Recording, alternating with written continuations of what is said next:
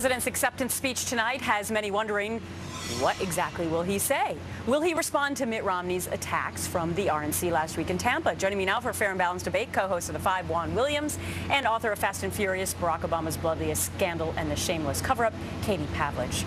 All right, good to see both of you. So, Juan, what does he need to do tonight? Does he appeal to the independents or does he appeal to the base? Well, I think he's got to do both, but he's got to do it by building on what President Clinton did so well last night, which is he's got to move the conversation forward. Clinton really, I think, spoke to a lot of what happened in Tampa, and he spoke to a lot of the arguments against President Obama's re-election, especially the idea that somehow he inherited a mess but didn't clean it up quickly enough.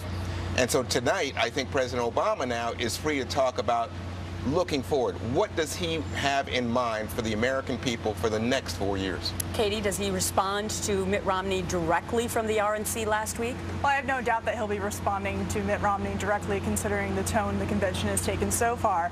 But in terms of what President Obama needs to bring up tonight that's new, he needs to find something to run on.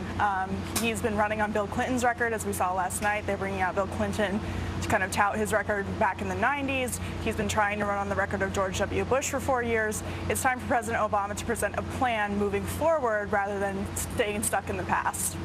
Will the president tonight, Juan, capitalize on the headline of what Bill Clinton said yesterday, that no president, even Bill Clinton himself, would not have been able to take the country out of the mire, using their words, of where Barack Obama found this country when he came into office? Will he dare go there? Because remember, there's an interview on tape where he said if he hadn't been able to fix it by 4 years, he should be out of office. No, what he said was the unemployment rate hadn't been below 8% or so. Well, it's not. And clearly, this situation was far worse than what anyone understood at the time. Everybody says that. That's why you had bipartisan agreement in terms of the need for the Wall Street bailout, in terms of the need for stimulus spending.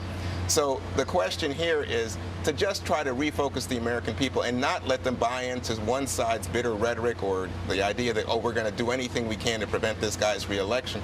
I think he's just got to not only speak to that idea. Again, I think President Clinton did just such a masterful job of offering a substantive argument last night for why President Obama has done all that anybody could do. But move forward. Well, I like what Katie said. Here, he's not running on anybody else's argument. He's saying, I have a jobs plan. I know how to get this economy Well, that'll be going. interesting to see if he actually talks specifically about his own details. Right. Katie, I want you to take a look at this graphic, because this is what the American people are living every day. Unemployment up to 8.3% from 7.8 when Obama took office. Median income down.